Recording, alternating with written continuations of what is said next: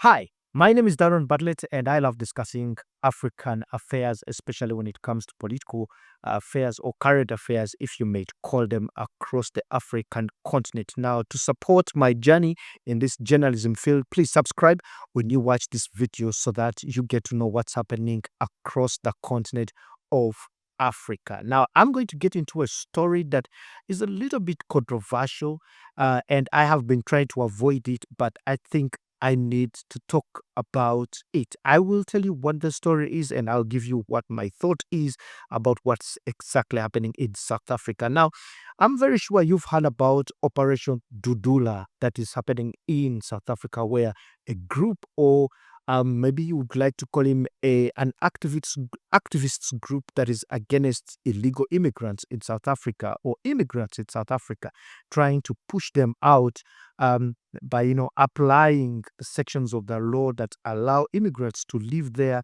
on certain terms, but if they do not meet them, then they need to be outside the country, like must leave. And this article, I will read it directly from my phone, not to distort the context of where I am going. So human rights organizations have intervened to prevent members of the anti-immigration group Operation Dudula from entering the offices of the Socio-Economic Rights Institute in Johannesburg. So Operation Dudula had planned to deliver a memoranda to the Socio-Economic Rights Institute, and that is the South African Human Rights Commission, and the Helen Suzman Foundation, accusing them of being unpatriotic for defending undocumented immigrants. And they say that supporters marched to Mary Fitzgerald Square to Bramfontein, chanting inflammatory slogans.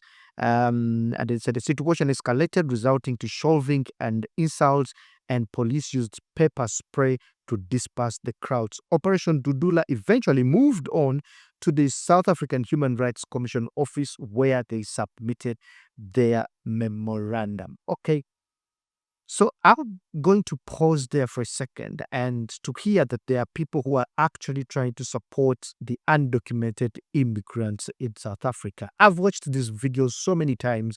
Some of them are sickening. Some of them, you would think they're rightfully done so. So here's my view about Operation Dudula. South Africa has experienced an influx of immigrants leaving different countries on the continent to South Africa: Uganda, Kenya, Tanzania, Zimbabwe, Malawi, Botswana, Namibia, Lesotho, Eswatini. All these countries, Mozambique, have seen their people get into that country, Nigerians, and so many more have found themselves in South Africa. But sometimes that the reasons that have taken them to South Africa are eventually twisted, or as they are presented as a lie. And the moment you get into the border, they run off and go and become illegal. I mean, they overstay their visas and then eventually just do things that they are not supposed to be doing in the country, which is illegal. And I completely agree with South Africans when it comes to that point. I completely also agree with South Africans when they say that they cannot make their country visa free, apart from those who are in the SADC region. That is completely understandable. But we have one question to ask, and this is why I made a video some time back and say that Africans are actually enemies of themselves. And that is why it doesn't matter how we try to unite under the AU. It just never makes sense, because countries still want to stand out as individual countries, and they are not willing to work with many more countries, apart from when it comes to trade or things that concern money. Now, let me get into these immigrants who I have watched. By the way, I'm not going to concentrate on those that I have not seen, but I've seen videos that were a little moving, and that's why I try to avoid this story. I have seen this Operation Dudula going to hospitals and forcing out patients who are not South Africans or undocumented ones out of the hospital, the public hospitals, saying that they should go to private hospitals because then maybe they can spend money there, and that they cannot be using resources of nationalists or nationals of South Africa. I've seen a pregnant woman being stopped or pulled out of the queue and sent out of the hospital to go and find elsewhere she's going to deliver her baby. I have seen shops being shut down by South Africa's operations of maybe Operation Dudula, shutting down shops, telling guys to go and do business in their other countries, and so on and so forth, and saying that they are undocumented, they must meet 5 million rands um, uh, a requirement for them to do business in South Africa. I have also seen videos of a woman who insistently said and concentratedly said that she is a xenophobic and she will continue to be so, and she's not sorry.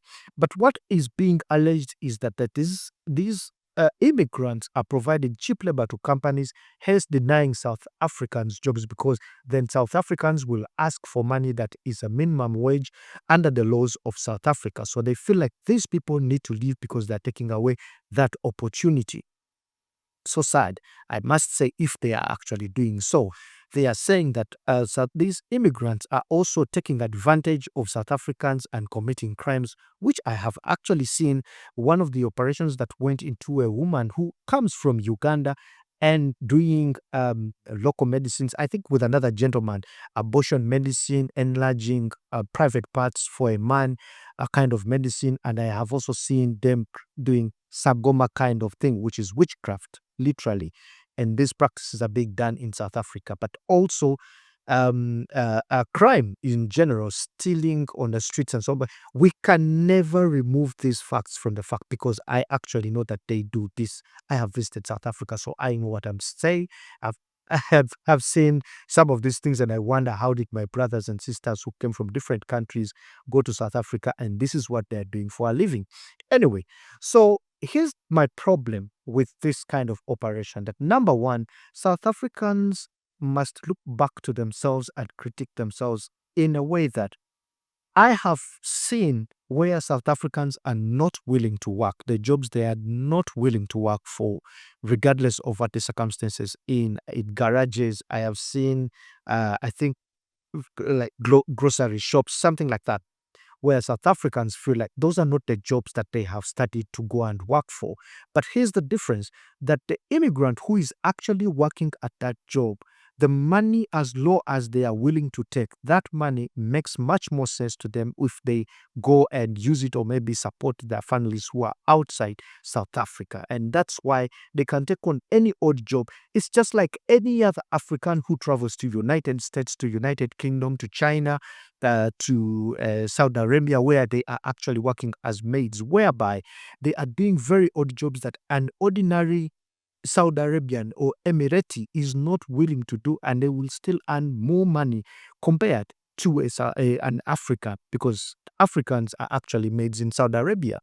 And these are the kind of jobs they are doing to be able to support their families outside South Africa, or those who they left behind, because the rand, it has a good exchange value compared to what they have. And given that it's an industrious place and very many opportunities, quite fast growing country, that's why they go that same question they ask you: why do you want to go to America? Why do you want to go to UK? Why do you want to go to Dubai? Why do you want to go to China? So it's the same spirit under which these Africans are moving to South Africa to do. It's a little bit long, but you will bear with me.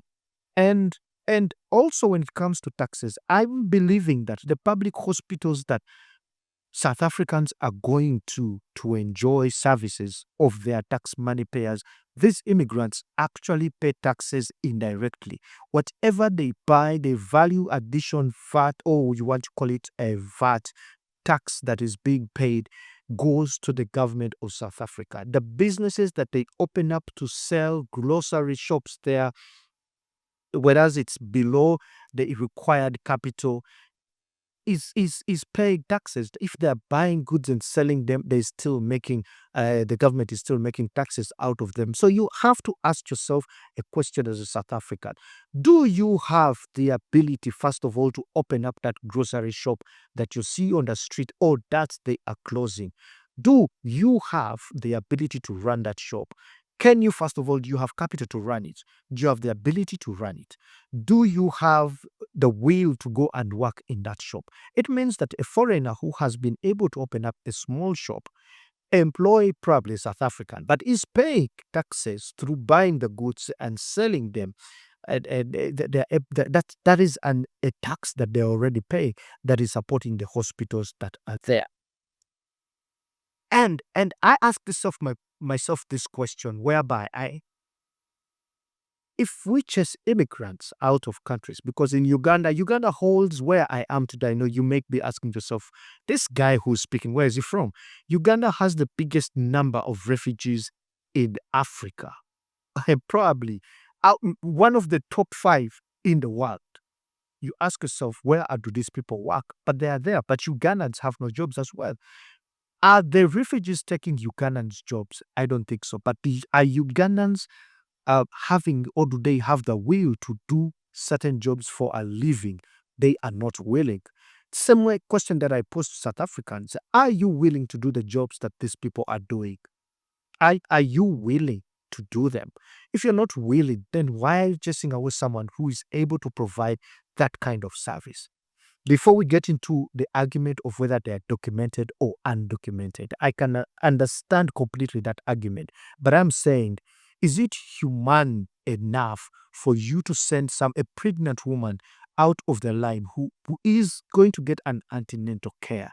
If that woman died right in your hands, do you have the ability to stand trial because you committed manslaughter?